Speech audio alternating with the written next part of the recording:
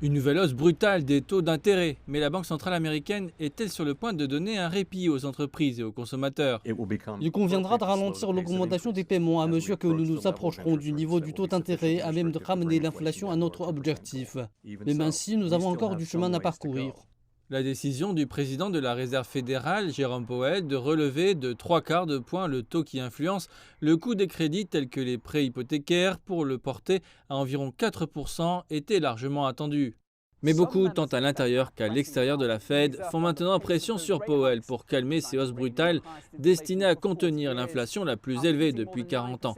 Après avoir atteint plus de 9% en juin, l'inflation américaine s'est largement stabilisée à un peu plus de 8%. C'est toujours bien au-delà des 2% d'inflation que la Fed considère comme supportable, mais cela pourrait rendre les arguments en faveur d'une action moins agressive plus convaincants. Pourtant, malgré les propos de Powell sur le fait d'infliger une certaine douleur financière en rendant la vie plus chère, de nombreux bénéficiaires semblent prendre la chose à bras-le-corps.